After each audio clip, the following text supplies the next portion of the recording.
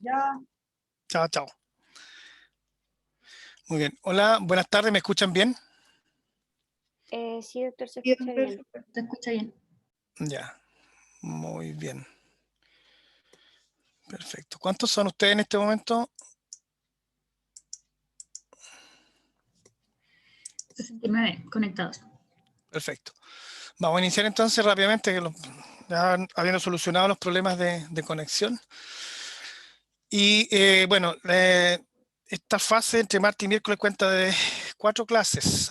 Y vamos a tratar de hacerlo lo más apretado posible. En realidad, eh, sobre todo las de examen físico general, que vamos a comenzar hoy día también, porque es bastante larga, y después examen físico general 2 mañana, y para terminar con examen de físico segmentario.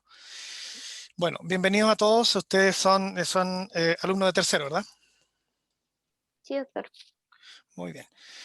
El tema es que están justo en este momento en una situación bastante compleja. Lamentablemente estamos haciendo una clase presencial, no presencial. Esto en virtud de los espíritus de los tiempos, de una pandemia, no es lo mejor, pero tenemos que adaptarnos. Y ustedes, aquí de ustedes depende en gran medida lo que suceda, lo que hagan ustedes con la información que reciben. Esta información está en todas partes, no es ninguna cosa y no les voy a presentar nada nuevo. Esto no cambia mucho de año a año porque es algo que está ya hace mucho tiempo establecido, evoluciona poco y sí tiene que ver con lo fundamental de la medicina, que es el confeccionamiento de una historia clínica, ¿ya? Yo antes que todo quiero dejarles claro que es una tremenda recomendación, una fuerte sugerencia es que ustedes tengan algún libro de semiología. El libro de semiología más conocido en nuestra universidad es el Goethe, de Alejandro Goethe. Es un libro que tiene varias ediciones, actualmente está en la edición de tapas negras, ¿ah? Y es bastante bueno como libro guía.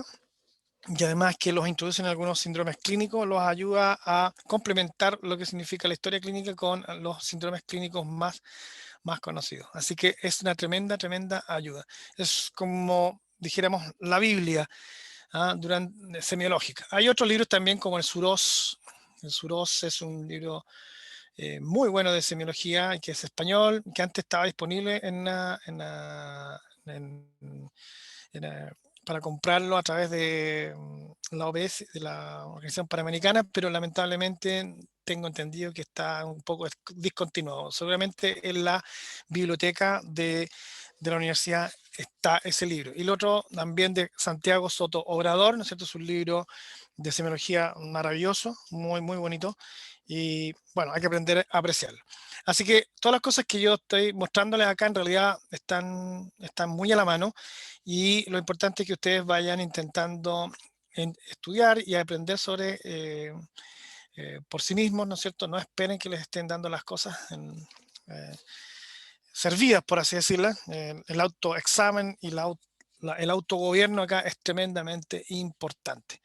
Ya que en esta situación que están viviendo ustedes, la impronta va a ser muy pobre, en el sentido de que no nos estamos viendo las caras, no han podido asistir desde el año pasado los alumnos de tercer y cuarto año para hacer sus clínicas, ¿no es cierto? Y estar en contacto con el paciente, que es la forma de aprender medicina. No existe otra forma, no, ni por pantalla, ni por libros, ni por paper, ninguna otra forma. La medicina se aprende a la cama del paciente y eso muchas veces es algo que no todo el mundo lo tiene claro, ni siquiera lo tiene muy claro las autoridades, no sé, del campo clínico, donde muchas veces intervienen otras personas que son ajenos a nuestro quehacer y que no tienen que ver con, con la parte académica. Y es triste porque esta generación es una generación que va a salir lastimada. Así que depende de ustedes de cuán lastimados salgan en esta circunstancia. Tenemos que adaptarnos a esta circunstancia y demostrar nuestra grandeza. Eso es una tarea de cada uno, no de sus profesores, no de su familia, sino de cada uno, ¿no? Así que a ponerle empeño. Bueno, iniciemos porque esto a veces al final de la clase vamos a hacer un break y algunas preguntas y continuamos con la primera parte de examen físico general. Bueno, la anamnesis es lo primero. qué importante, este cuadro muestra, ¿no es cierto? Un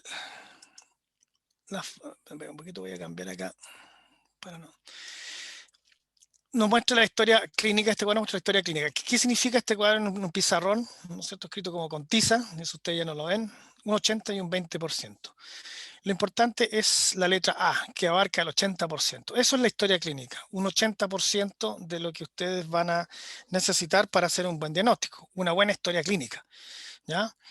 La historia clínica, una buena historia clínica nos va a llevar muchas veces a tener mucha asertividad. Para eso se requiere bastante entrenamiento y son años de práctica. Pero tienen que tenerle confianza a que si ustedes hacen una buena historia clínica, van a tener, por así decirlo, guárdenselo en su mente, ¿no es cierto?, el 80% del caso en el bolsillo. Es como tener un dinero en el banco, por así decirlo, por hacer algún tipo de analogía, ¿no? Bueno, nuestra misión siempre va a ser esta.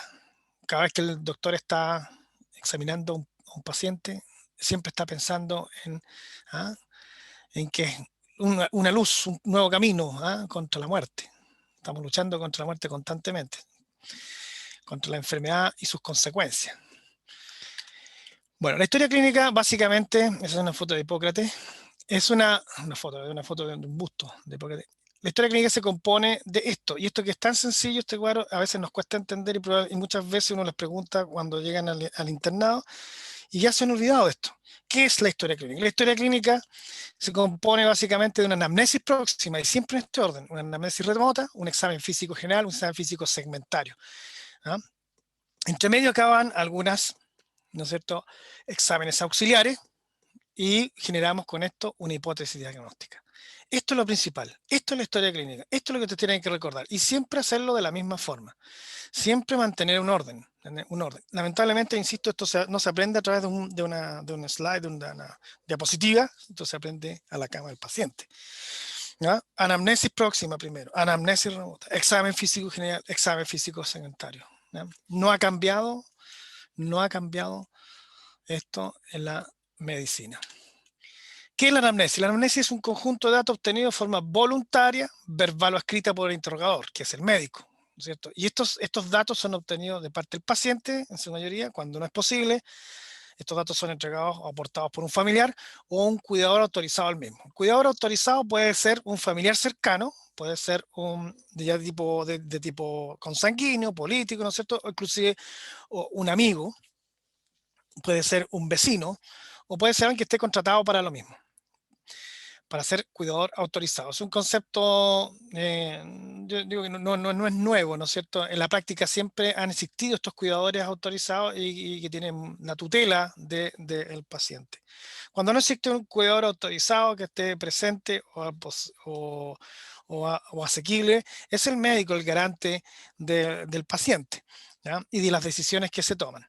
¿Ya? Cuando está un cuidador autorizado, un familiar o el mismo paciente, son ellos, ¿no es cierto?, los que tienen que manifestar su acuerdo con las decisiones o con la conducta que ha de tomar el médico.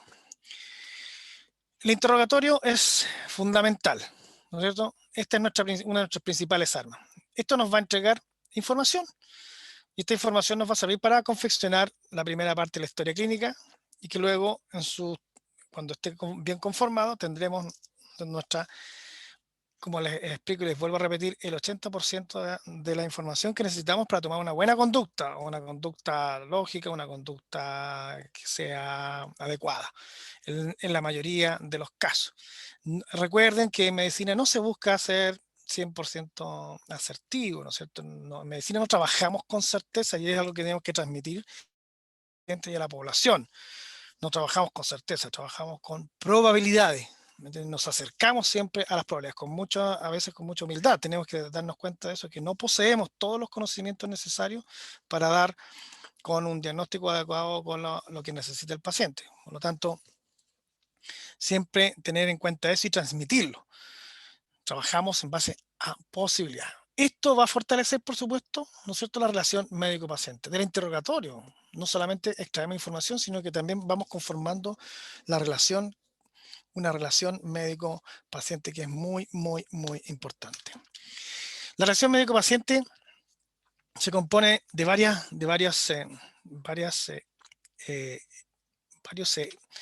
puntos que tenemos que tener en cuenta. La empatía, ¿no es cierto?, que es la capacidad de ponerse en el lugar del otro, por así decirlo. Básicamente, la empatía en realidad muchas veces falla porque cuando nos colocamos en el lugar del otro, realmente estamos interpretando lo que el otro quiere o lo que el otro necesita en base a nuestras necesidades o cómo juzgamos nosotros las necesidades de otros. En base a lo que nosotros conocemos, en base a lo que nosotros hemos vivido, a nuestra cultura, a nuestro saber, a nuestro acervo, en ese sentido.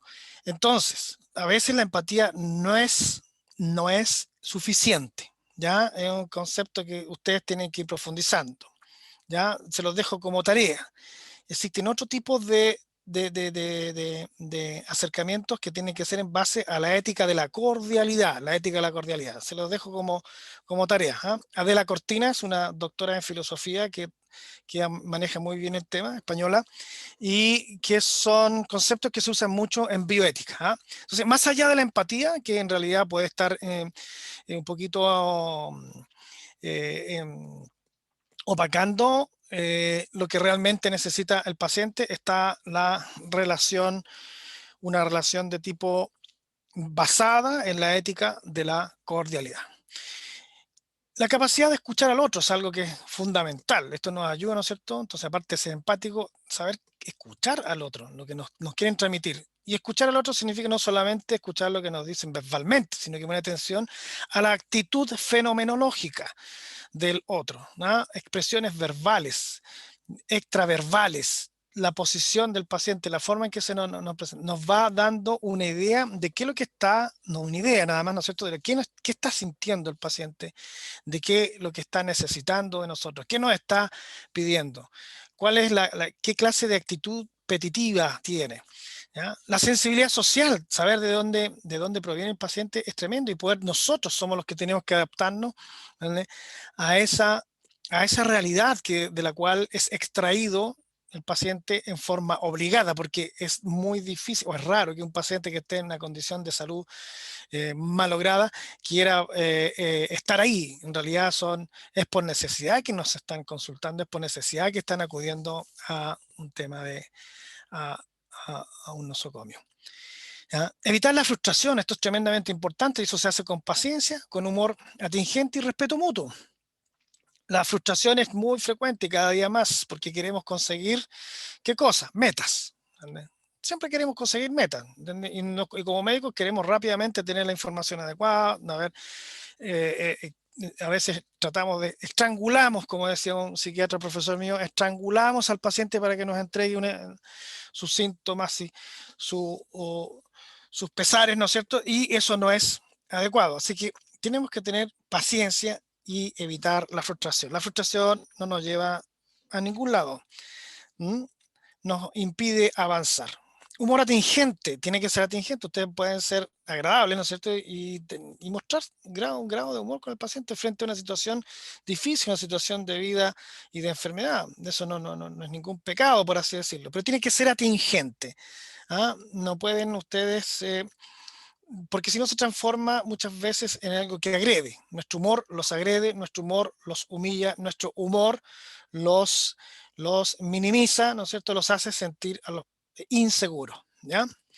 Por eso el tema del respeto mutuo.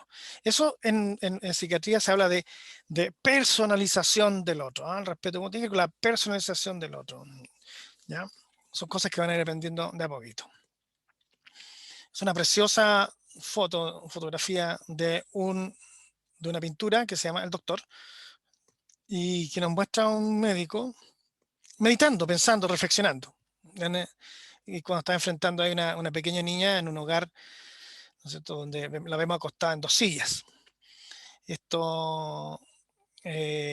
Y el padre, ¿no es cierto?, en el fondo, que está en la oscuridad, observando lo que está sucediendo. La importancia de la reflexión antes de tomar una conducta, la importancia de tomarse el tiempo necesario en la toma de decisiones.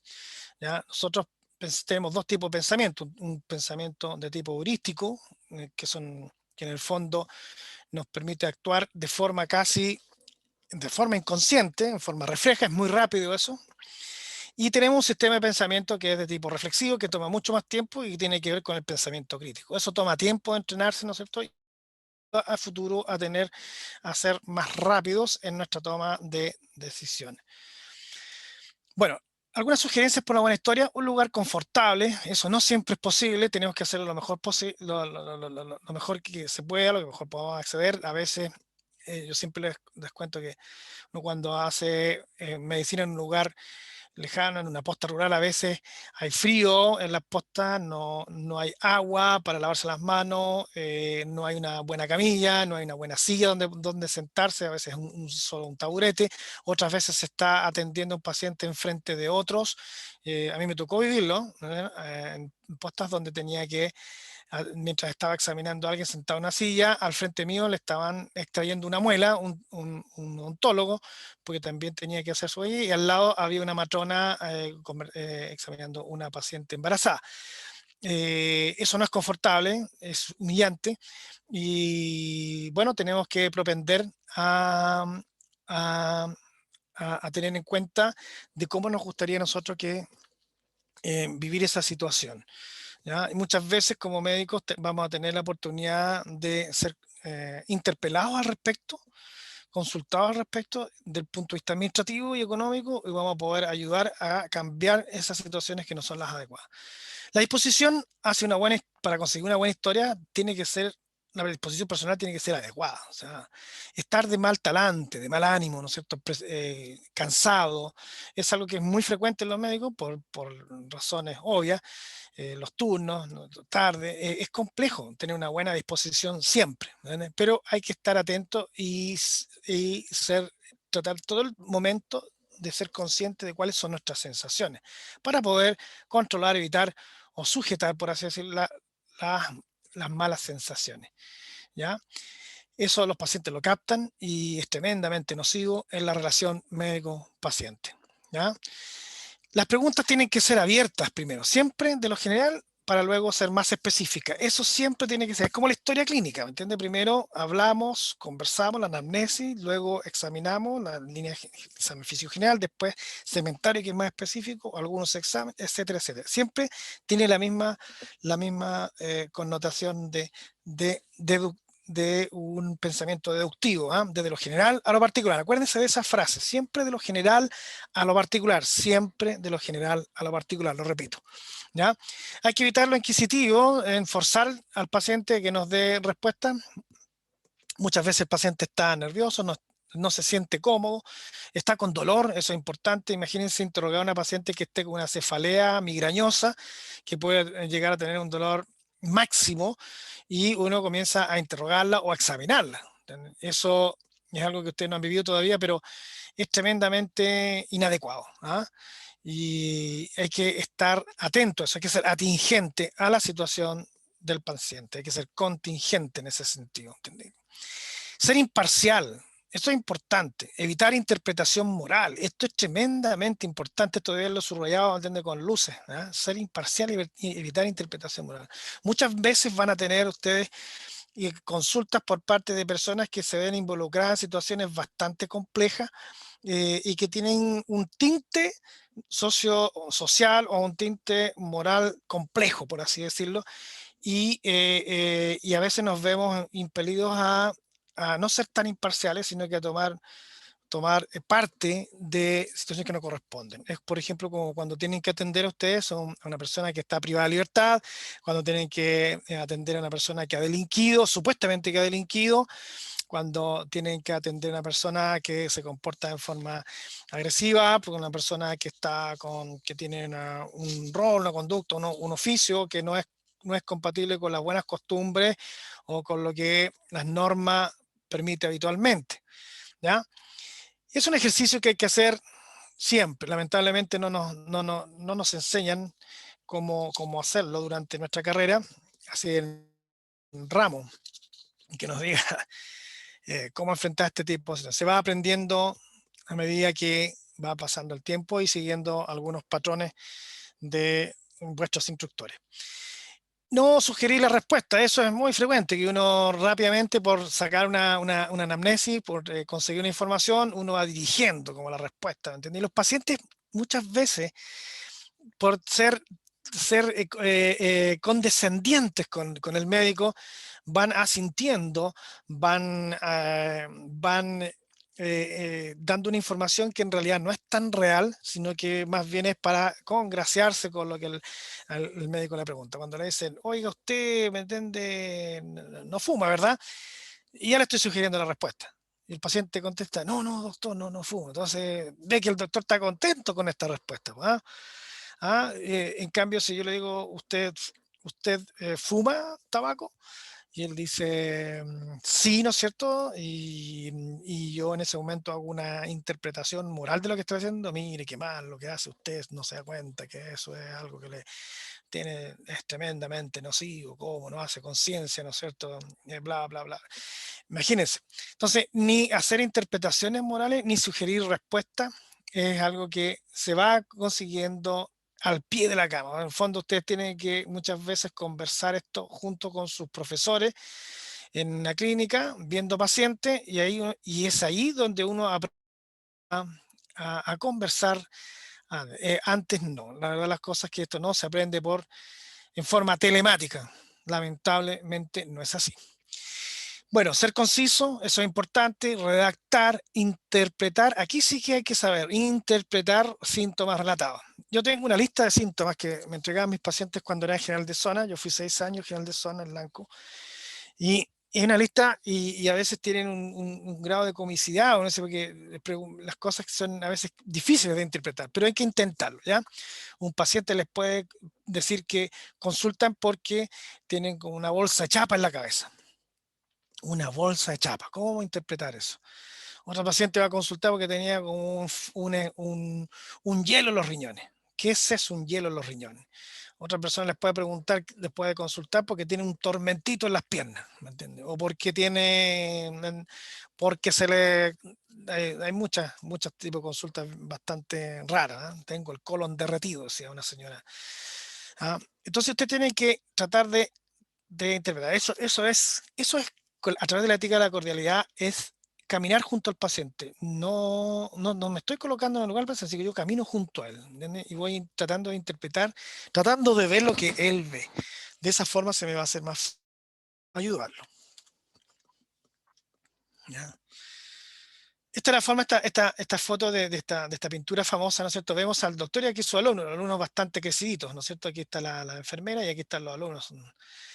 Son como los internos de medicina, todos ya tienen sus años. Aquí está el médico ayudante del profesor, del maestro, y el maestro está ocultando, auscultación directa se llama esto, está auscultando el pulmón de la paciente, ocultación directa. Eso se hacía antes cuando no había estetoscopio. Todavía se puede hacer, si usted no cuenta con un estetoscopio, ¿cierto? Auscultar a una persona en una situación límite, por supuesto, se puede hacer perfectamente. El comienzo de una historia clínica son los datos que identifican a un paciente. No nos vamos a detener mucho. Esto es para hablar mucho rato. El nombre, el paciente, importante, nos dice muchas veces su procedencia. Ustedes van a escuchar nombres raros hoy en día, van a decir, bueno, y usted va a decir enseguida, este paciente con este apellido no me parece, ¿me entiende?, muy de la nueva región. Y, oh sorpresa, no es un paciente que pertenece a una región, paciente, ¿no es cierto?, afrodescendiente que viene a lo mejor de Haití. ¿Ya? El solo escuchar ese nombre que nos dice, mira, este paciente puede proceder de otra parte que no sea acá en la región, ya nos puede estar hablando, ya puede ir permitiéndonos pensar en qué cosa puede estar consultando. Un paciente haitiano donde tiene mucho de patologías que nosotros habitualmente no, que son más frecuentes por sus condiciones sociales, ¿no es cierto? Como la tuberculosis, la enfermedad venérea, etcétera, etcétera. No es para estigmatizar, no estoy estigmatizando, pero hay que tener en cuenta que provienen de otra sociedad que tiene un acceso, ¿no es cierto?, a sistemas de salud mucho más empobrecidos que el nuestro. Entonces, el nombre también nos va a decir, no nos puede decir cosas. Todo nos dice cosas. La edad del paciente es diferente, ¿no es cierto? Una baja de peso a los 20 años a que un paciente consulte por baja de peso a los 40. ¿Ya? El sexo también es importante, pues tenemos que saber, ¿no? Hay enfermedad, y esto no es por una cuestión de género. Yo sé si usted es mujer, usted es hombre. No, no, eso no estoy hablando de eso. Estoy hablando del sexo como causa, ¿no es cierto? O como o situación médica que me puede orientar. El dolor abdominal, un dolor abdominal en una persona de sexo femenino puede tener una connotación absolutamente diferente al dolor abdominal en un paciente de sexo masculino. Hay que recordar que las mujeres tienen útero, ovarios, ¿entiendes? Y los varones no. Y los varones tienen próstata y las mujeres no. Así que es importante tener en cuenta el sexo biológico, ¿ya? La profesión, por supuesto, es importante. Un paciente que tenga una profesión, por ejemplo, que trabaje en la minería y que con su motivo consulta estos, yo me puedo imaginar ya no, esto no es un trabajo de imaginería, pero voy pensando, reflexionando, eso es lo que ustedes, son conceptos que tienen que tener siempre en cuenta, decir yo pienso, yo reflexiono, dejar de lado el yo creo hay que dejarlo para la casa, para la almohada, ¿me entiende? Para otros momentos, acá en medicina ustedes piensan y reflexionan. Y si una persona les cuenta que está con tos, una tos seca, ya más de un mes, ¿no es cierto? Y trabaja en la minería, en lo profundo de una mina, ustedes pueden ya imaginarse que, no imaginar, sino que pensar que este paciente puede estar sufriendo alguna enfermedad tipo profesional, ¿ah? Como una silicosis, por ejemplo, que puede estar provocando daño en el pulmón. Por eso es importante la profesión. Y hay otras cosas más. Yo quiero que ustedes hagan una lista de eso. De aquí podríamos estar hablando mucho rato de esto, de cada una de estas cosas no podría detenerse mucho rato, pero no lo tenemos, ¿ya? Pero quiero ya dejarles planteado que existen lo que se llama las enfermedades profesionales. Ya, a lo mejor en otra oportunidad voy a poner una diapositiva con una lista al respecto, desglosando esto. El estado civil es importante. Es diferente estar casado, estar en pareja o como ustedes quieran. El tema de estar casado es un tema, ¿no es cierto?, que a lo mejor puede ser, ¿no entiende? Lo más importante que estar casado, ¿me entiende? Que eso es un tema de orden judicial, jurídico, ¿no es cierto? Que tiene ciertas repercusiones en un estado, bajo este Estado de Derecho y la mayoría de los países. Eso es una cosa. El otro más importante, diría yo, que estar casado es si está con una pareja. ¿Ya? Porque las personas que viven solas, ¿me entiendes? Tienen problemas, mayores problemas de salud que las que viven acompañadas. Búsquenlo, no me crean. Eso es otra cosa que tienen que entender. Aquí nadie tiene que creer a nadie. Ustedes tienen que aprender a ser cuestionadores y buscar y aprender por sí mismos, ¿ya? Entonces yo les digo, busquen, les doy una sugerencia, no es una tarea, es una sugerencia, busquen qué enfermedades se ven con más frecuencia en los pacientes que están perdón, viven una vida más solitaria, por así decirlo, que tienen una red social pobre. Son pacientes que tienen mucho más.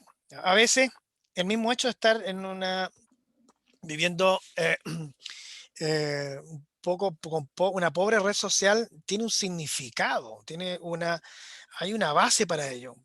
Y uno se puede hacer preguntas que son adecuadas. ¿Por qué?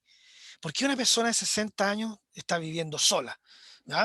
Eso es importante, no es por meterse en la vida del otro porque sí, eso es una forma también de entender por qué la persona ha llegado ahí. A veces hay conflictos, problemas, ¿me entiendes?, que tienen que ver con la forma de ser del paciente y eso puede también ser un problema de salud, ¿ah? Una forma de ser determinada, un trastorno de personalidad, etcétera, etcétera, pueden eh, influir en este tipo de cosas. El lugar de procedencia, ya lo dijimos, ¿no es cierto? Es diferente si viene un paciente con problemas del norte a que si viene un paciente con problemas a consultar desde el sur o si viene el paciente desde otro país, ¿no es cierto?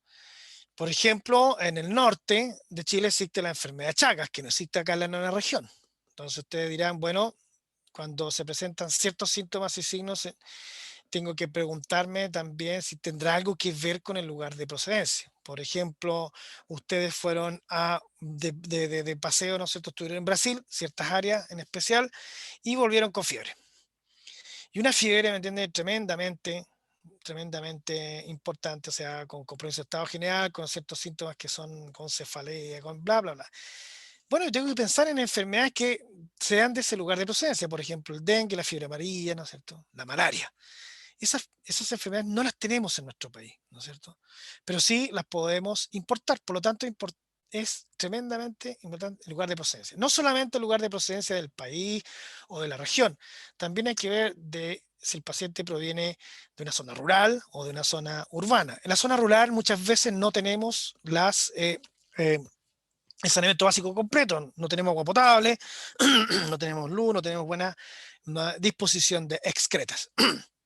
Lo que se puede traducir, ¿no es cierto?, en enfermedades que estén relacionadas con esos déficits en aquellos lugares.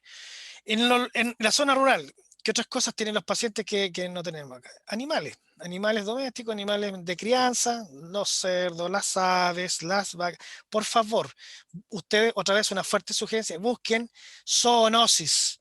Zoonosis en la 9ª región, por ejemplo, de las ovejas, zoonosis de las vacas, zoonosis de los cerdos, zoonosis de las aves. Busquen, ¿me entiendes?, enfermedades que puedan provocarse en seres humanos, pero que procedan de animales que frecuentemente están en las áreas rurales. ¿Ya? La gente en áreas rurales se baña en pozones, como le dicen, de agua, ¿no es cierto? Y esos pozones muchas veces son visitados por ratas que también comen, orinan y defecan en esa zona.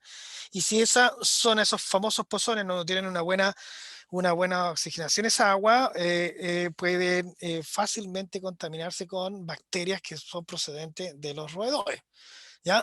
Y provocar tremendos problemas de salud, ¿ya?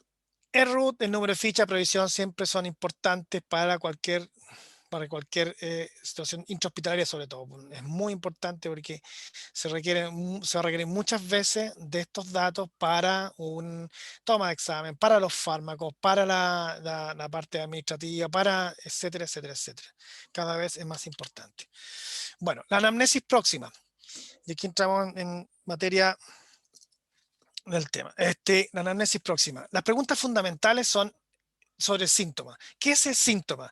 Esto tiene que usted aprender a identificarlo, porque siempre tienen problemas con esto, ¿eh? Y a veces lo confundimos y bien avanzado en nuestro estudio, ¿eh? Síntomas son diferentes a los signos. Aquí estamos nosotros trabajando con los síntomas, queridos muchachos. Síntomas, no signos, ¿ya? Síntomas. ¿Ya? La anamnesis y todo tiene que ver, en esta parte de la historia clínica, tiene que ver con síntomas, que es la sensación subjetiva de percepción anómala. Eso es un síntoma. Siempre tratar de identificar el síntoma principal, que sería el motivo de consulta, ¿ya? Siempre, yo me detengo acá porque es fundamental este cuadrito. Síntoma principal. Eso es lo más importante. Usted va a tener muchos pacientes que le van a contar muchos síntomas. Y usted tiene que tratar de identificar cuál es el más importante, cuál es el que le llevó a consultar. Alguien podría estar con dolor del pecho, podría estar con náuseas, podría estar con vómito, dolor abdominal, ¿no es cierto?, con diarrea, con sensación de fiebre, con debilidad muscular.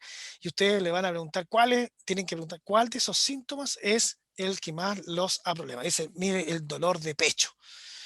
Entonces yo me voy a centrar en todos los signos en el examen físico. Voy a empezar ya a hacer una lista de lo general a lo particular, de qué es lo más frecuente que puede afectar, ¿no es cierto?, que puede provocar un dolor de pecho, un dolor torácico, ¿ya?, que es un tremendo tema en la medicina, ¿ya?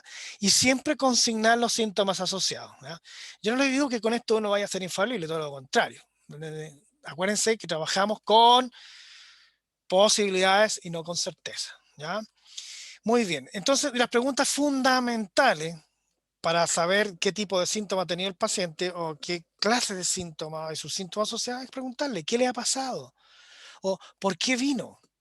Y es importante esto, ¿qué es lo que más le molesta? ¿Desde cuándo? Eso es importante, ¿cuánto tiempo? Hay síntomas que son de inicio abrupto, inicio muy rápido, y otros síntomas son de larga data, decimos, ¿no es cierto? De larga data, o sea, han estado presentes a veces bastante tiempo, días, semanas, a veces meses, ¿verdad?, y van progresando. La paciente puede contarles que tuvo disnea, dificultad, ¿no es cierto?, para respirar, y eso puede que lo tenga ya hace 3 meses, ¿no es cierto? O se le instaló la disnea en forma abrupta, después de un viaje largo, ¿no es cierto? Y uno podría decir, esta disnea que estaba desde meses puede significar una insuficiencia cardíaca, entre otras cosas, puede ser muchas cosas, pero puedo darle un ejemplo. En cambio, la disnea que el paciente refiere que se instaló en forma abrupta puede ser secundario a un tromboembolismo pulmonar por éstasis venosa, ¿no es cierto?, durante ese viaje largo que hizo el paciente. Entonces, es sumamente importante saber contestar estas preguntas. ¿Desde cuándo? ¿El comienzo es abrupto o insidioso? ¿Ya? Tremendo. ¿Ya? Caracterizar el síntoma, se lo pongo en rojo porque a veces es difícil. ¿No? Ustedes no pueden decir que el paciente, ustedes pueden colocar que el paciente consulta porque tiene como un hielo en la espalda, pero ustedes tienen que tratar de darle el nombre que corresponde a eso. ¿No? ¿Es un hielo en la espalda o es una parestesia, ¿no es cierto? Es una alteración del dolor, ¿no? De las características del dolor que le está dando la sensación de hielo en la espalda, porque en realidad muchos pacientes dicen, yo tuve frío anoche, doctor. ¿Cómo eso? No se tapó, estaba fría su pieza, ¿me entiende? No bajó la calefacción. No, doctor, yo me arropé muy bien y seguía con fiebre, tiritaba y tiritaba. ¿Qué puede ser eso? A mí me gustaría estar con ustedes para poder, digamos, conversar esto. Lamentablemente no se puede, pero básicamente uno tiene que aprender a caracterizar el síntoma tratando de interpretar lo que habíamos hecho al principio. Ese frío que dice el paciente puede ser perfectamente el inicio de un cuadro febril. ¿Ya? Y en ese momento, ese frío y esos tiritones que le dan se llaman escalofríos o terciana, ¿entiendes? Los escalofríos, el paciente con escalofrío. ¿Ya? No es frío, sino escalofrío. Es el concepto médico. Y uno entiende enseguida, el colega nos va a contar, el paciente presentó escalofrío durante y después, ¿me entiende? Presentó diaforesis. ¿Ya? O sea, tuvo como escalofríos primero, sensación como de frío, cuando estaba iniciando la fiebre, luego hizo la fiebre y una vez que estaba ya bajando su fiebre hizo una sudoración profusa. A veces al paciente les cuesta caracterizar el síntoma. La duración también es importante. ¿Entiendes? Un dolor al pecho que dure 5 minutos y que se da con el reposo, puede que no sea de mucha, no siempre no sea, es diferente a que si nos dice, mire doctor, yo llevo más de 30 minutos con este dolor opresivo, que siento que me aprieta el pecho, que se me sentó un elefante acá y que me traspasa hacia la zona de la espalda. ¿No? Entonces nosotros decimos un dolor opresivo, un dolor, los pacientes no les van a decir dolor opresivo, pero por eso uno tiene que ir interpretando lo que ellos nos cuentan. Con un dolor opresivo transfixiante puede ser signo de un infarto agudo al miocardio, o un tromboembolismo pulmonar, o una disección aórtica, o un neumotórax. Pueden ser muchas cosas, ¿ya? Como también un reflujo gastroesofágico con un espasmo esofágico. Entonces uno tiene que ir caracterizando todo esto en base a las preguntas que aquí están. ¿Ya? ¿A qué lo asocia? Es importante esto. ¿Ya? Si yo tengo frío, ¿no es cierto? Un paciente que tiene frío, dije, yo salí en la mañana, doctor, temprano, hacía mucho frío, y me dolió el pecho. En otra oportunidad, mire, cuando yo subí la escalera, ¿me entiende? Me faltó el aire. Cuando yo hice este movimiento, me incliné hacia a abrocharme los zapatos, sentí un dolor tremendo en la zona lumbar. ¿Ya? O sea, lo que está asociado al dolor también nos puede decir de qué se trata y nos puede dar también una idea de gravedad, querido muchacho. ¿Ya? Por ejemplo, el dolor de cabeza que me despierta. ¿Cuándo empezó esto? En la noche, doctor, pero me despertó. Yo estaba durmiendo y me despertó el dolor de cabeza. Eso es un signo de alarma. ¿Ya? No es una cefalea común y corriente, no es un dolor de cabeza que yo pueda soslayar así como así. ¿Ya?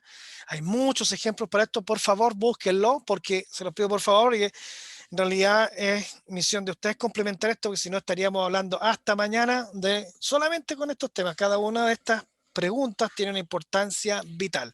¿Ya? ¿Qué otra cosa importante? Preguntarle al paciente los tratamientos recibidos. Es diferente a cuando un paciente dice, me dolió la cabeza y me tomé un paracetamol y anduve muy, muy bien. A cuando otro le dice, mire, yo me tomé un paracetamol, me tomé un ibuprofeno, me tomé unas gotas de tramadol y el dolor, digamos, me aumentó. ¿Ya?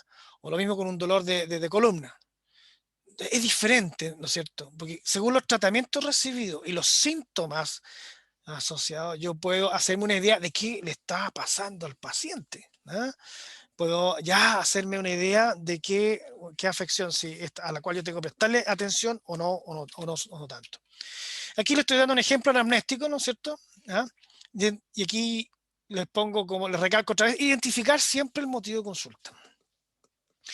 Paciente varón de 56 años, carpintero, consulta por dolor en reposo desde las 6 horas de hoy, de inicio brusco, en zona precordial de tipo opresivo, de gran intensidad, 10 de 10.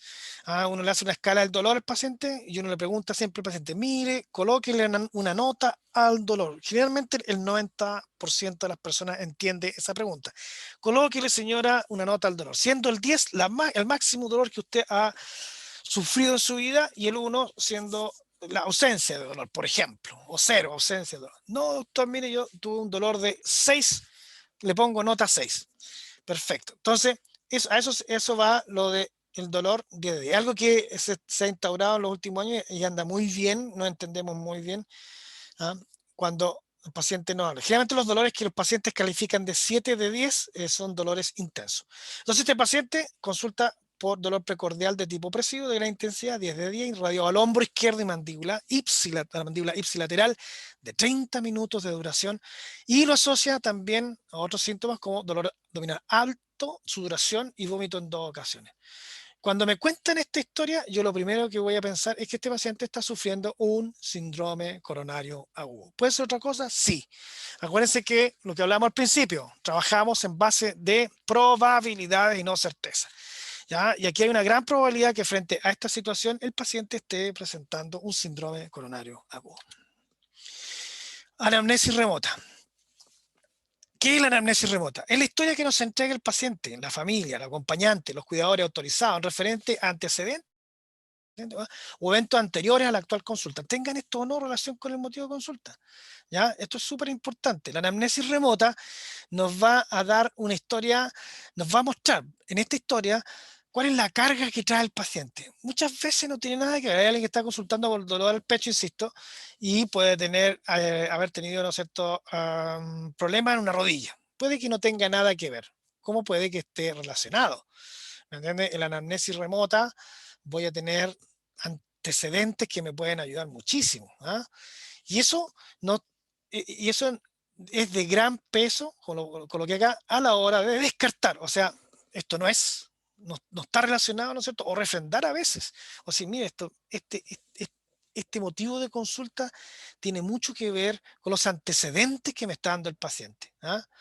Por ejemplo, un paciente que nos cuenta que es el paciente es hipertenso, diabético, sedentario, obeso, tabáquico, y consulta por dolor al pecho. ¿Ya?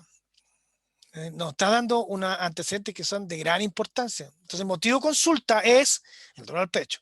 Pero con esos antecedentes, que tienen un peso sobre la enfermedad cardiovascular bastante alto, uno los ayuda a hacer mejor el diagnóstico, orientarse más. No voy a pensar en este dolor del pecho como causado por una esofagitis por reflujo, aunque podría ser. ¿Me entienden la idea? Podría ser perfectamente un espasmo esofágico por reflujo, por esofagitis por reflujo. Podría ser, pero no voy a pensar en eso como primera opción. Lo voy a dejar para el final. Voy a pensar como primera opción que este paciente me está haciendo un síndrome de coronario agudo. Me voy a basar en los antecedentes, me voy a basar en la anamnesis remota.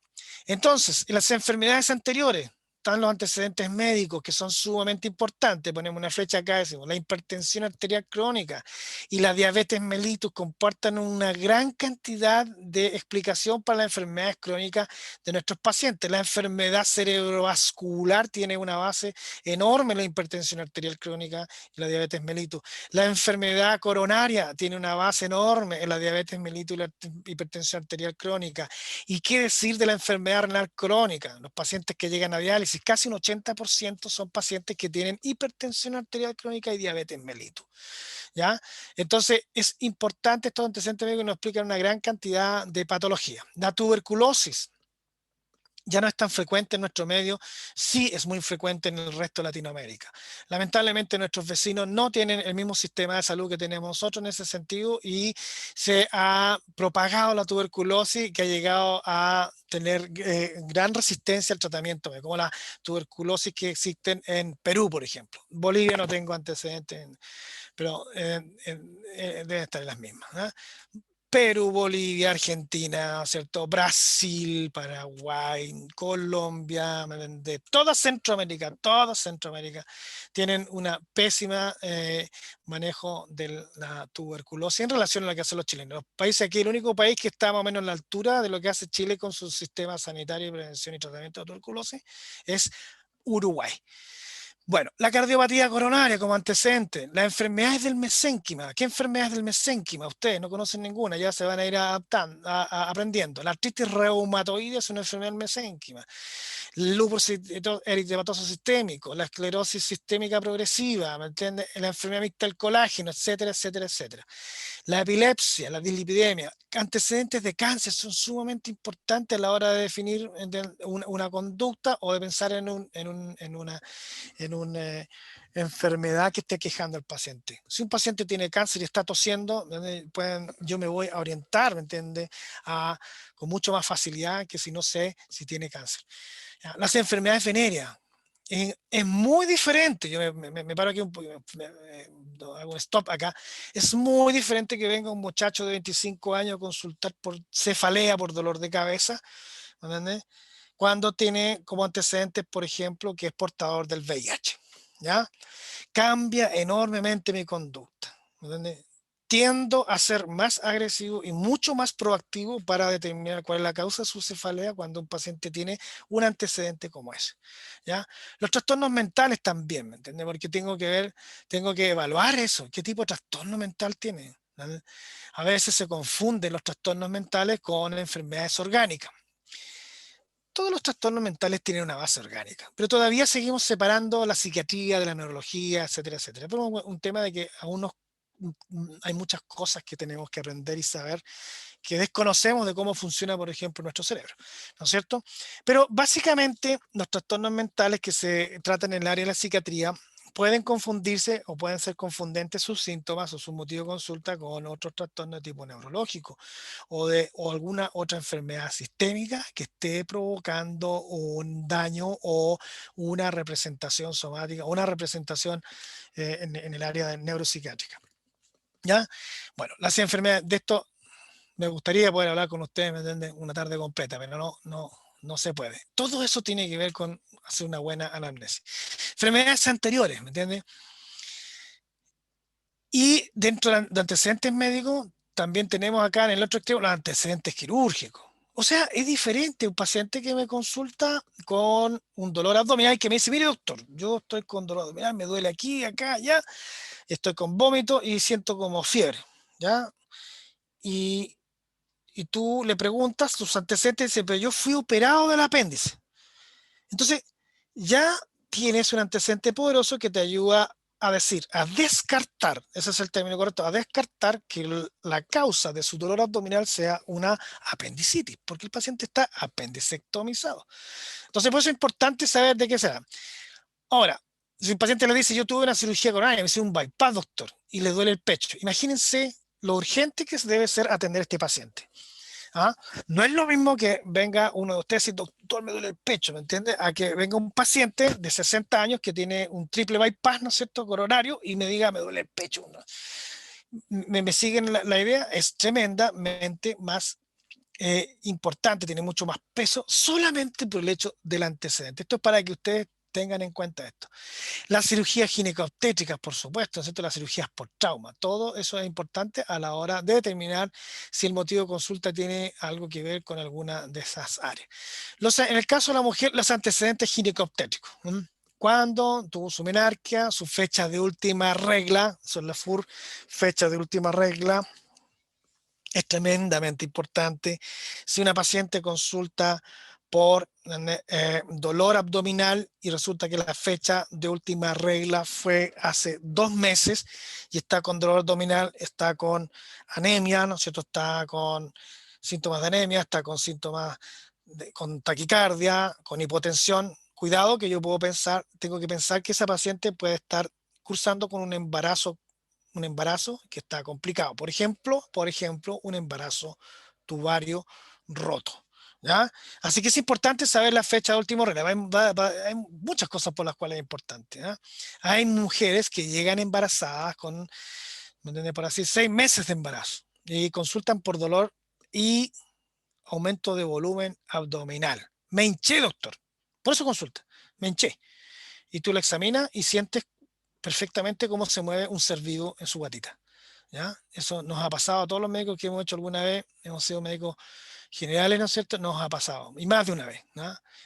Y uno le pregunta a los pacientes y, aunque no lo crean, muchas veces niegan, ¿no es cierto?, haber tenido relaciones, niegan estar embarazada, o a lo menos lo desconocen o quieren desconocerlo. Es parte de la historia que muchas veces se ve en nuestra cultura. ¿Ya? La fecha última regla es muy importante. ¿Ya? MAC, ¿qué significa MAC? Método anticonceptivo. También es importante. A veces las pacientes tienen un método anticonceptivo que siguen al pie de la letra. A veces este método anticonceptivo falla, otras veces no está presente el método anticonceptivo y por lo tanto ese puede ser un indicador de que la situación por la cual consulta no es la. ¿Ya?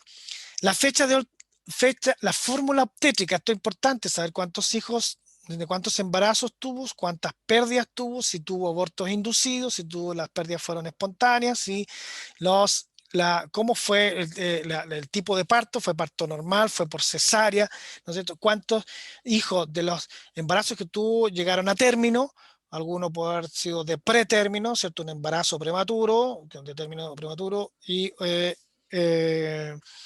cuántos hijos vivos tiene la paciente. Esto es importante. Si yo tengo una paciente que me consulta por un dolor de cabeza intenso y me cuenta que ella no ha tenido hijos, ha tenido 3 abortos en su vida, aborto espontáneo, y me consulta por dolor de cabeza que no había tenido antes, intenso y raro, yo puedo ya ir pensando que eso tiene alguna relación. Por ejemplo, esta paciente podría estar cursando con un síndrome antifosfolípido secundario lupus, por ejemplo, ¿me entiendes? Y estar cursando con una trombosis venosa, ¿me entiendes? Una trombosis venosa cerebral, y eso estar causando la cefalea. Porque la mala historia obstétrica, el hecho de perder hijos durante el embarazo y no haber logrado ningún embarazo de término, puede estar relacionado con un síndrome antifosfolípido. ¿Ya? Esto parece enredado, pero son cosas que se van aprendiendo desde a poco. ¿Ya? Así que primero a aprender a hacer una buena historia. Después vamos a ir aprendiendo a interpretarla. Entonces, la historia familiar también es importante, ¿no es cierto? Porque si tenemos una madre que tiene hipertensión y diabetes, cardiopatía coronaria, que tiene trastornos mentales, que ha tenido cáncer, también nos puede dar una idea de del marco genético, el ambiente genético que puede tener nuestro paciente. ¿Ah? No quiere decir que una paciente, por haber tenido una madre diabética, tenga necesariamente que ser diabética. Recuerden que la diabetes mellitus tiene un gran componente genético, pero también un gran componente epigenético.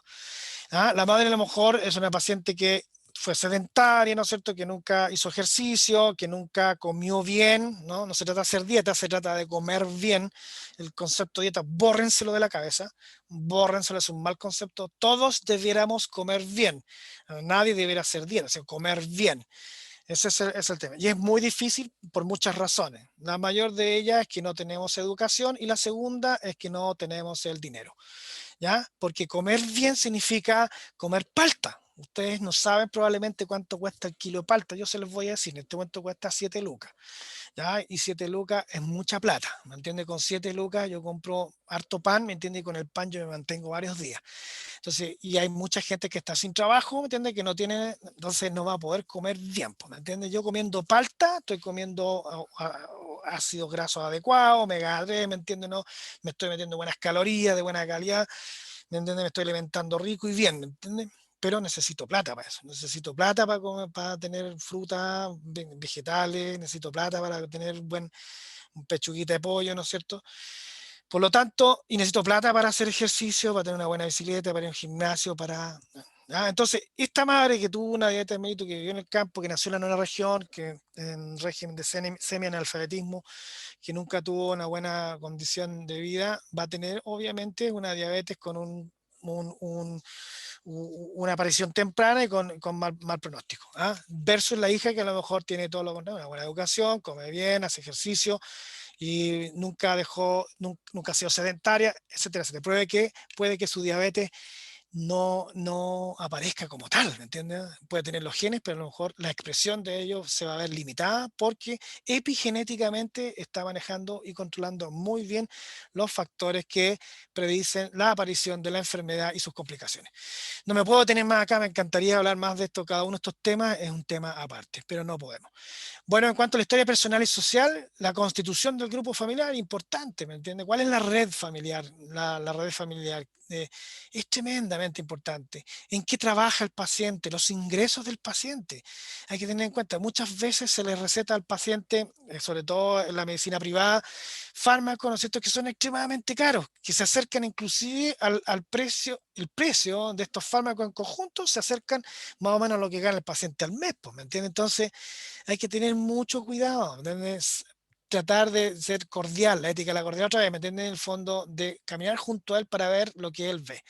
¿Ah? Entender quién es el paciente, como dice el estimadísimo y gran maestro de la medicina acá, ¿no es cierto? Arturo Pinto, nefrólogo, el maestro siempre, si algún día tuvieran ustedes la gracia de poder conocerlo, ¿no es cierto? Y conversar un par de horas con él, se darían cuenta de qué estoy hablando. Y él, una de las cosas que les va a enseñar o mostrar, ¿no es cierto? Les va a decir, hacer la pregunta clave que tienen que hacerse. ¿Quién es mi paciente? Por muchas cosas. Tengo que tener una visión holística.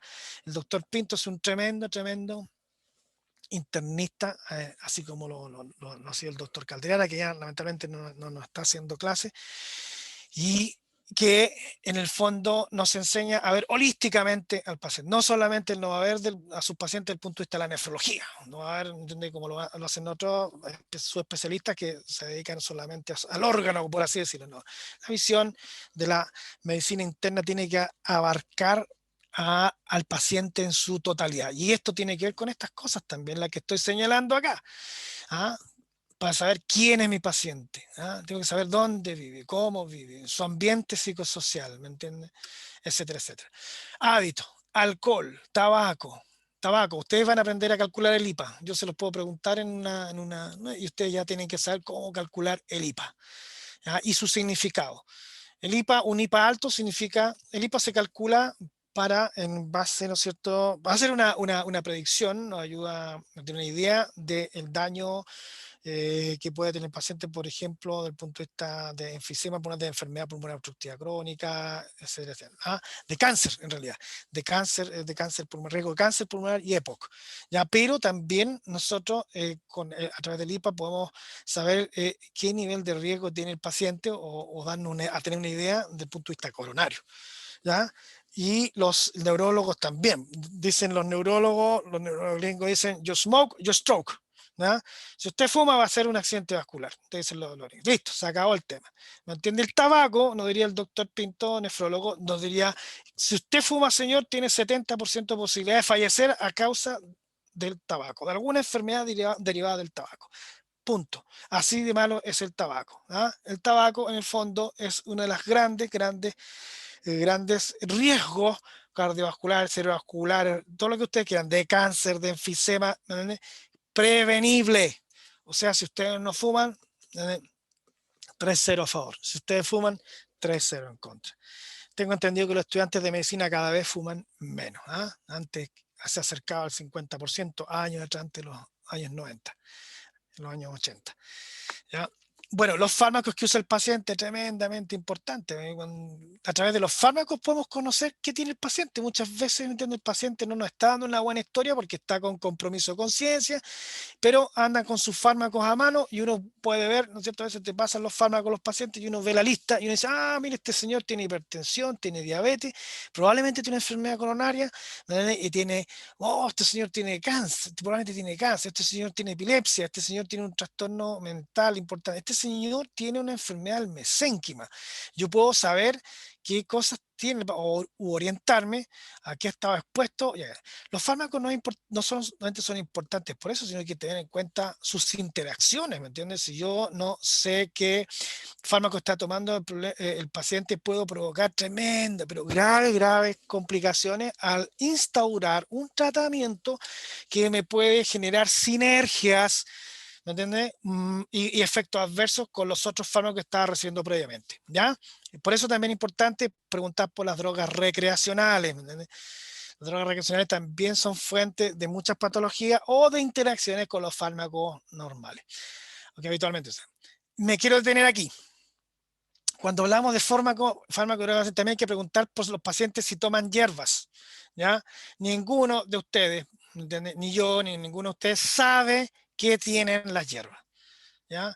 Muchos de ustedes habrán escuchado hablar a la mamá, a los abuelitos, ¿me entiende? Todos vivimos, yo provengo de la nona región, así que conozco muy bien el tema de las hierbas, y muchas veces usamos hierbas entre comillas medicinales, ¿no es cierto?, para tratar algunos trastornos que son frecuentes, el dolor de guatita, la tos, ¿me entiendes? La fiebre, etcétera, etcétera. Y hay que tener cuidado, ¿ya? Las hierbas contienen sustancias que son activas del punto de vista igual que los fármacos. De hecho, los fármacos provienen de la hierba, ¿me entiendes?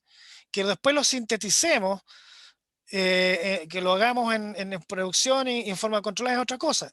Es ahí cuando se transforma lo que es una hierba medicinal, se transforma realmente en un fármaco. Cuando se conoce lo que estoy utilizando, se conoce en su composición, se han hecho estudios con miles de pacientes, se ha hecho un seguimiento adecuado y controlado. Ahí yo puedo hablar de fármacos, antes no puedo hablar de fármacos, ¿ya? Las hierbas, las llamadas hierbas medicinales son muy frecuentes en nuestra cultura, y muchas veces nos provocan hartos problemas porque si nosotros, insisto, si estamos dando una terapia X, yo no puedo permitir que ese paciente, o al menos tengo que decirle, mire, usted no debe consumir hierbas de ninguna clase porque no sabemos de qué están compuestas exactamente su composición ni qué pueden hacer al interactuar con los fármacos que le estoy dando, ¿ya? Por favor, eso métanselo en la cabeza, sean cuidadosos y no sean tan condescendientes, ¿ya? A mí, si la señora me pregunta, doctor, ¿yo puedo tomarme mi remedio con mi agüita de hierba? Yo le digo que no. Amablemente, usted tiene que ser cordiales. Mire, señora, y le explico. No le digo un no rotundo, un no imperativo, categórico, proveniente del deber que tengo como médico. No es de esa forma, sino que le explico desde mi punto de vista, que no es un punto de vista, no es una opinión, sino es que no sabemos. No sabemos. Si supiéramos, ¿entendés? Ya serían fármacos y podría ocuparlo de una forma adecuada. Pero como no sabemos, como no sé, señora, si el agua de llantén puede interferir con los fármacos que le estoy dando y con su problema del hígado, ¿me entiende? Mi misión mi obligación es sugerirle a usted, porque uno no obliga al paciente, uno sugerirle que no lo haga, ¿ya? Y es importante, sí, crear la confianza para que el paciente les cuente, ¿ya? Que les cuente que no lo sé, para no ocultar la información, no le oculte la información, ¿ya? La revisión por sistemas. Esto se hace al final, ¿ya? Cuando se ha hecho la anamnesis, se han preguntado los antecedentes, ya como para hacer algo que englobe todo lo que todo lo que hemos hecho hasta el momento, hacemos una revisión por sistema. Y le empezamos a preguntar, pues, si ha tenido problemas, por ejemplo, en la piel, en el sistema hematopoyético, respiratorio, cardiovascular, endocrino, etcétera, todo lo que ven ustedes ahí, ya en el ámbito psicológico, cardiovascular. Entonces, hay alguien que consulta por un tema respiratorio, ¿no es cierto? Yo estoy con tos, con expectoración mucopolenta y con fiebre. Perfecto, ustedes hacen el examen físico, todo, o sea, ustedes hacen el anamnesis y les queda claro que están consultando el motivo de consulta, los síntomas asociados, luego los antecedentes, y ustedes se quedan muy tranquilos a veces con eso. Y cuidado, antes de pasar el examen físico tienen que preguntarle por sistema. Por ejemplo, si está consultando por un problema respiratorio, yo tengo que preguntarle por otros síntomas que tengan que ver, por ejemplo, con el aparato cardiovascular, ¿ya?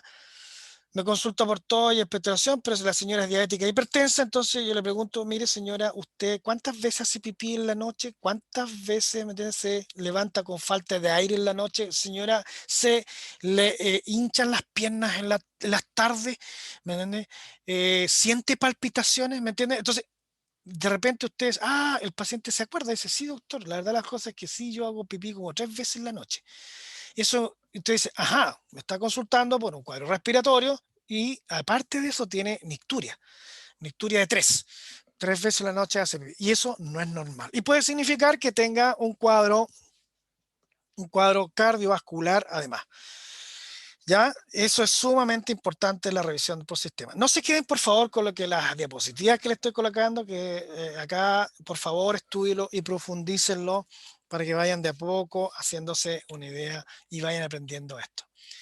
¿Cuáles son las dificultades habituales que nos vamos a encontrar? Las dificultades del paciente y del médico. Las del paciente es que los pacientes se olvidan de los datos importantes. A veces alteran los hechos. Otras veces tergiversan, ¿ya? Y lo hacen en forma ganancial. Por ejemplo, el paciente que consulta por lumbociática crónica y muchas veces van al médico para conseguir que una pensión de invalidez, que no es válida. No es válida porque en realidad no tienen una enfermedad de naturaleza crónica y a lo mejor sí han tenido lumbago, pero no de la intensidad que les vaya a provocar una limitación de 2/3 de sus capacidades habituales. Hay que tener cuidado con la tergiversación ganancial. Este es un área muy sensible y muy desagradable de la medicina, ya les va a tocar y los médicos muchas veces estamos expuestos a tremendos problemas por esto, no solo porque se generan problemas de relación médico-paciente, sino que también problemas legales, ¿ya? También para las dificultades habituales que vamos a encontrar las limitaciones intelectuales y culturales, ¿ya? Sobre todo en la novena región, nosotros tenemos una región que es la novena región, es la región más pobre del país, es la región más analfabeta del país, que tiene más problemas sociales y ustedes se dan cuenta si escuchan la radio, la Bio Bio sobre todo, o si escuchan o leen las noticias, lo cual dudo, pero si lo hicieran en algún momento se darían cuenta que, ¿entiendes? Existen tremendos conflictos, tremendos problemas en nuestra región. Y todas esas tienen mucha base, la mayoría de las veces en falta de educación, falta de recursos, ¿no? Y una conformación cultural que es diferente a lo que nosotros leemos en los libros, esperamos de que los pacientes nos respondan cómo sería lo ideal. ¿Ah? Este es un tema bastante, es muy, muy bueno. No sé si ustedes tienen cursos, deberían tener los cursos de antropología médica. ¿Ah? Sería espectacular que pudieran tener un curso así, por lo menos un año completo, un par de semestres de antropología médica. ¡Wow! ¿Cuánto se aprendería? ¿Ah? Ya, del médico. ¿Cuáles son las dificultades habituales del médico? El apresuramiento, ¿no? La presión asistencial. Siempre estamos apresurados, siempre hacemos las cosas, pero al límite. Siempre estamos con problemas. Lamentablemente, como decimos los internistas, no podemos ocupar muchas veces la silla. La silla es un instrumento fantástico. Yo he visto al doctor Pinto usar la silla, sentarse, ¿no es cierto? Y sentarse al lado del paciente. ¿Quién hace eso hoy en día? Nadie. Nadie. Ojalá alguno de ustedes algún día tenga la oportunidad de hacerlo. Es un bonito ejercicio y van a ver que se aprende muchísimo. Lamentablemente esto, la presión asistencial, el tener que hacer la receta, revisar al paciente, hacer la receta, responder ante las preguntas de los parientes, ¿me entiendes? Tener que pasar al otro paciente, etcétera, etcétera, etcétera. Hay muchas cosas que no. Los turnos, hacer un turno en un SAPU, por ejemplo, es tremendo. Deben de haber 100, 200 pacientes en el día. Entonces, nadie puede darse un momento adecuado. De 20 guaguitas que van a ver, alguna guaguita que tenía fiebre va a tener una enfermedad más grave, más allá de una virosis, de una gastroenteritis, de una enteritis viral, ¿me entiende? Puede tener una meningitis y ustedes no lo van a lograr visualizar porque están apresurados, porque hay presión asistencial. Lamentablemente, eso nos ha pasado a todos nos pasa y lamentablemente nos va a seguir pasando. ¿Ah? El apresuramiento, la presión asistencial es algo lamentable en la atención médico-paciente. Y mucho de esta responsabilidad tienen las autoridades, por supuesto, porque estamos cada día más transformando la atención médica en un evento de cliente prestador, ¿ya? Cliente prestador, de cliente prestador. Yo soy un prestador de servicio y el paciente es un cliente, ¿me entiende? Que muchas veces paga por este servicio y ustedes tienen que brindarle. Y si no es así, si no es de ese punto de vista, es desde el punto de vista de la necesidad de tener una gran cantidad de pacientes atendidos en el menor tiempo posible, ¿me entiende? Porque si ustedes son médicos que atienden 10 pacientes, a lo mejor pueden atender estupendo, ¿me entiende? A la gente muy feliz y muy, no solamente bien atendido desde el punto de vista que solucionaron el problema de salud de la persona, sino que la persona se sintió gratamente acogida, pero esos vieron 10 pacientes, ¿me entienden? En 8 horas.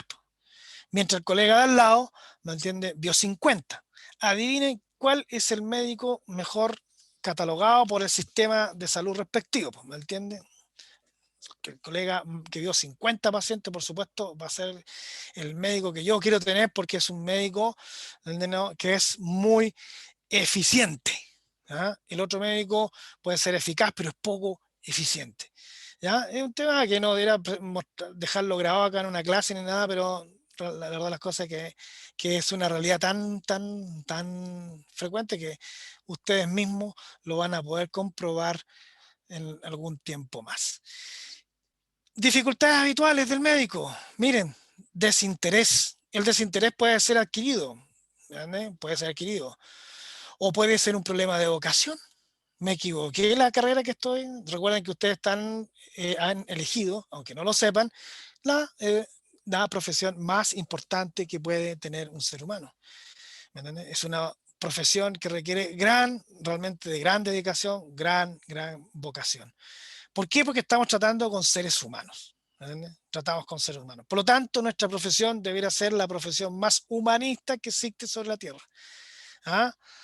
Puede que la otra sea de ser profesor básico, ¿me entiendes? Claro, tiene mucha vocación para ser profesor básico y va a depender de cómo el profesor básico nos dé nuestra impronta el día de mañana, cómo vamos a poder adquirir conocimientos, cómo poder guiarnos por la vida. Es muy importante el profesor básico, ¿cierto? Es una persona muy humanista en un momento muy sensible cuando somos chiquititos, ¿me entiendes?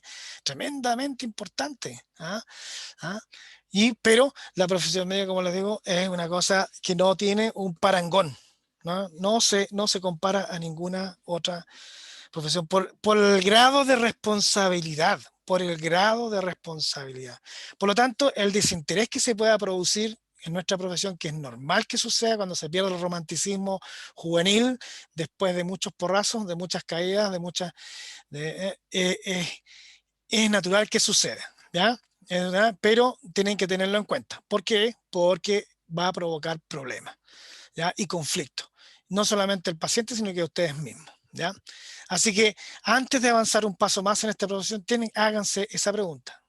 ¿Estoy preparado? ¿Quiero realmente ser médico? Pregunta que uno tiene que hacerse antes de llegar al internado.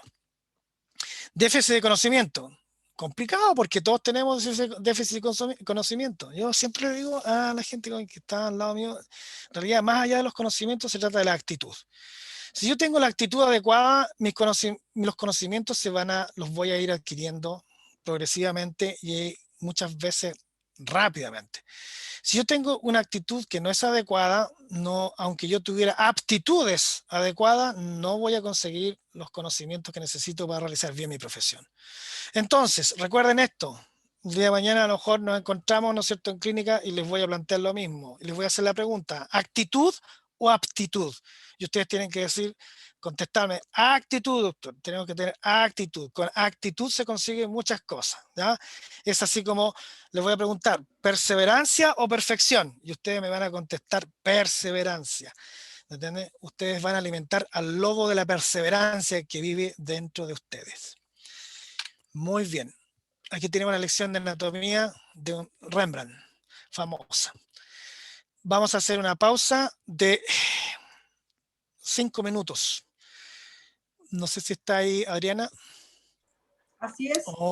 Sí, hola, Irene, vamos a una pausa de 5 minutos y retornamos para la clase de lo que alcancemos a hacer ¿Ya? de examen físico parte 1. Ok.